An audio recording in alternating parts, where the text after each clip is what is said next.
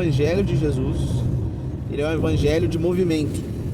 Ele é um evangelho que ele não fica parado. E ele não fica parado na questão do crescimento, do amadurecimento. Ele não fica parado em relação a você crescer ministerialmente. Ele não fica parado sobre você ir e cumprir o ID. Então, são vários níveis que nos levam a viver o novo de Deus e a avançar, cara. Se eu não me engano, Oséias 6,3 vai falar o quê? Conheçamos e prossigamos. Ou seja, conhecer vem de ser o primeiro contato. Conhecer vem sobre você ter uma revelação. Conhecer é sobre você ter intimidade, sobre você buscar, sobre você ter esse contato. Conhecer é ter contato, conhecer é ter relacionamento. Prossigamos. Ou seja, eu conheço, mas eu não paro nessa revelação. Eu avanço, eu cresço, eu vou para frente, eu vou adiante. Ou seja, a gente é chamado para se movimentar. Um corpo parado, ele começa a dar feridas. Um corpo parado, ele começa a ficar improdutivo. O normal de uma vida saudável é você andar, é você falar, é você ouvir, é você pensar, é você agir, é você não ficar parado. Então, uma pessoa saudável, que nasceu com todas as suas funções intelectuais e físicas, sua coordenação motora saudável, o que essa pessoa vai fazer? Automaticamente ela vai andar, automaticamente ela vai falar, automaticamente ela vai sair do lugar de inércia. Então o que o Senhor está querendo dizer pra gente? Que nós somos chamados ao movimento. Filipenses fala sobre a gente trabalhar, desenvolver a nossa salvação. Então tem algo muito maior do que só aceitar Jesus. E tem algo muito maior do que só ser igreja, só estar na igreja. Nós não somos chamados para ser uma plateia. Nós somos chamados para participar. Que privilégio! Participar do plano da salvação, do plano da restauração, aonde o Senhor está restaurando todas as coisas e Ele quer nos chamar para viver e cumprir este propósito. Então o Senhor está falando para a gente: conheça-me e prossiga nesse conhecimento, se desenvolva nisso, avance nisso. Temos duas histórias que resumem bem aquilo que a gente deve fazer. O primeiro é aquele primeiro contato, quando Gideão está malhando trigo no lagar, ou seja, está trabalhando, vivendo a sua vida normal, diante das afrontas, diante dos medos, diante de tudo aquilo que ele está enfrentando, ele está trabalhando, mesmo que escondido, com medo da perseguição, com medo disso, com medo daquilo, ele está trabalhando. E aí o anjo do Senhor aparece para ele, e quando esse anjo aparece para ele, começa a falar e dá uma palavra para ele, ele começa a se questionar, fala: olha, opa, tinha um gatinho aqui. Se você realmente você está falando comigo e você é Deus, então espera aqui que eu já volto. E aí ele sai e ele volta com uma oferta para o Senhor. E aí o Senhor está lá aguardando ele. Maravilha, glória a Deus. Então é de Deus isso daqui. Só que daqui a pouco, passa-se os dias, Gideão fala assim: se realmente o Senhor está comigo para me libertar, ou seja, Deus tinha acabado de falar, mas ele quer mais uma prova, quer ter certeza que a terra amanheça seca e o orvalho caia sobre a grama e deixe molhada, sobre a lã, né?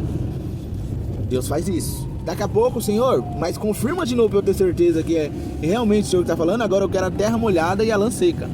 Deus vai lá e faz o que ele pediu. Ou seja, para mostrar e para confirmar que ele está no controle e que ele realmente estava dando aquela missão para Gideão.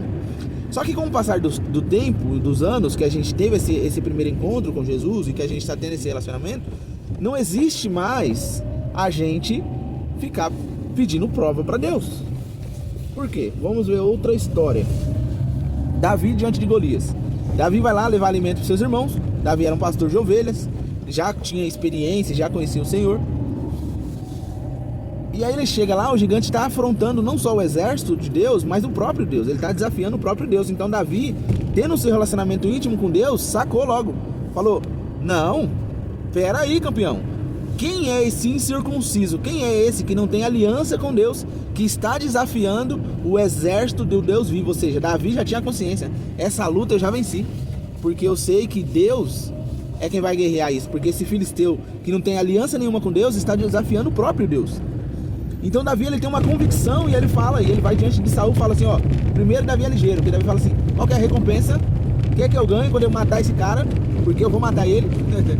Ele tem uma convicção, uma certeza da vitória dele. Aí Saul fala pra ele, olha, os soldados, olha, vai casar com a filha do rei, não vai pagar imposto. Olha que beleza. Aí Davi vai, mata Golias, nós conhecemos a história. Então, gente, o que a gente quer falar com a história de Davi é que Davi tem um nível de relacionamento com Deus maduro. Davi não precisou chegar para Deus e falar, Deus, é para mim guerrear mesmo contra Golias? Irmãos, ele está atacando o povo dele. Ele está guerreando contra o povo de Deus, lançando ofensas, lançando palavras contrárias. Ele está lançando coisas, está maldizendo o povo de Deus, o exército do Deus vivo. Eu preciso de confirmação para lutar contra.